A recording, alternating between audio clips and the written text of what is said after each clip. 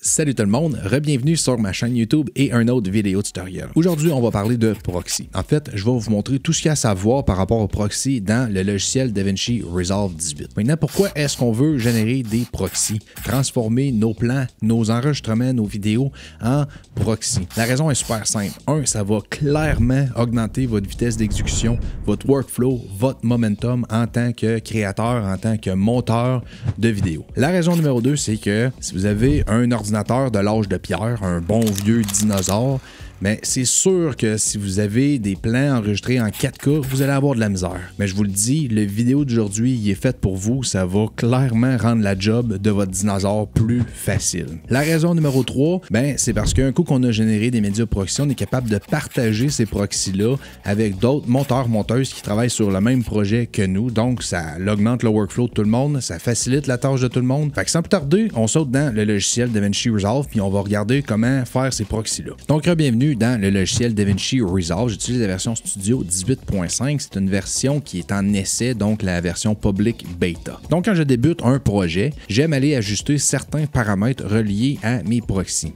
Ces paramètres-là, on va les retrouver dans paramètres du projet. Puis pour trouver cet endroit-là, on descend en bas à droite sur la petite gear et c'est l'option paramètres du projet.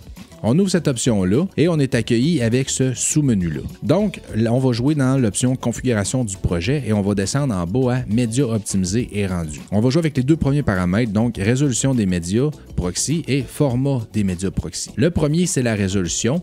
Donc, vous sélectionnez la résolution. Donc, on veut-tu couper notre résolution de demi, d'un quart, d'un huitième ou d'un 16e? Moi, personnellement, je choisis toujours une demi. Si vous avez un dinosaure qui date de l'âge de pierre, une vieille machine qui a vraiment pas de tolérance avec les hautes résolutions, les enregistrements en 4K et voire en 6K, vous pouvez descendre à un 16e, un 8e, un quart. À vous de juger et d'avoir le compromis entre la résolution que vous voulez avoir lors de votre projet et la vitesse de votre ordinateur. Moi, je sélectionne demi. Ensuite, on a format des médias proxy. Ça, c'est le codec que le proxy va générer. On a une grosse liste avec plusieurs options. Moi, je choisis toujours ProRes 422 HQ. C'est un format que Apple a beaucoup de facilité à lire. Par contre, c'est des codecs qui prennent plus d'espace sur vos disques durs dans vos ordinateurs. Donc, si vous êtes le genre de personne qui a 22 projets en même temps, puis que vous générez des proxys en ProRes 422, ça va prendre beaucoup de place. Moi, je suis plus le type de personne qui a 1 ou 2, 3, voire 4 projets en même temps, donc c'est pas trop pire côté espace. Donc, je me permets le ProRes 422. Je vais mettre l'équivalent pour PC, Windows, un titre quelque part dans l'écran présentement. Si jamais vous voulez un alternatif qui prend moins de place puis qui est pratiquement aussi facile en termes de lecture, on peut aller avec le H.264.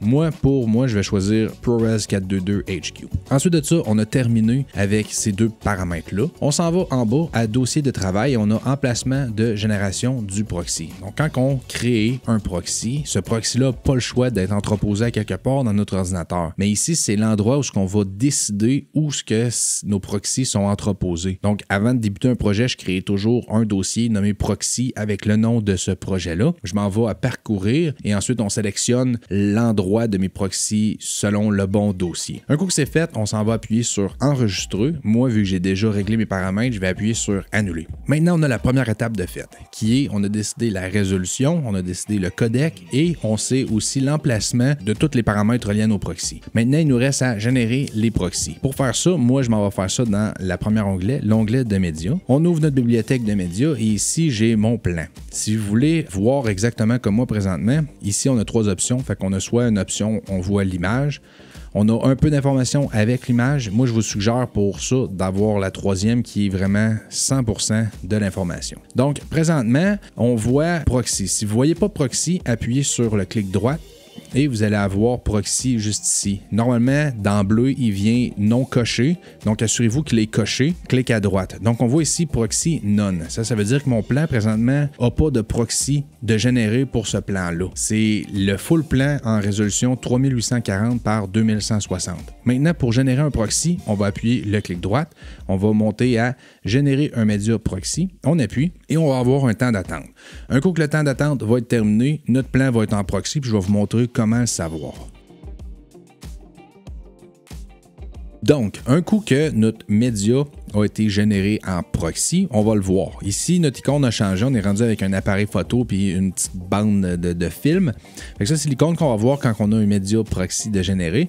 Et ensuite, bien évidemment, quand on a activé l'option proxy, je le répète, clic droite, vous avez l'option ici proxy. Assurez-vous qu'il y a un crochet. Vous allez voir la résolution de votre proxy. Donc, maintenant, toutes les fois qu'on va avoir un plan sur notre timeline, on va être capable de s'assurer qu'il est en proxy, puis ça va faciliter la lecture de notre plan. Par contre, des fois, il y a manière de le désactiver ou de l'activer. Pour faire ça, on monte en haut, on va aller dans lecture. Ici, on a gestion du proxy. S'il est à désactiver, vous allez avoir aucun proxy, puis vous allez profiter zéro du fait que vous avez généré un proxy. Il faut absolument s'assurer que le crochet est sur proxy préféré. Donc, quand on le désactive, on va revoir ici, notre icône vient de rechanger. Par contre, on garde encore une fois le proxy avec la résolution parce qu'on en a un de créé. Mais pour le retrouver, on s'en va dans lecture, gestion du proxy, proxy préféré. Boum, maintenant on le sait que notre plan, on va lire la proxy. Maintenant, on a vu l'emplacement, on a vu la résolution, on a vu le codec, puis on a vu comment générer le proxy. Il n'y a plus d'excuses. Générer des proxys, ça va vraiment augmenter votre workflow, ça va faciliter la tâche de votre ordinateur. Bref, si vous n'avez pas vu mon dernier vidéo sur la nouvelle version 18.5, les nouveautés, je vous invite à aller regarder le vidéo. La vidéo va être en lien juste ici, là, quelque part dans l'écran. Allez checker ça, on se revoit là-bas. Yes sir!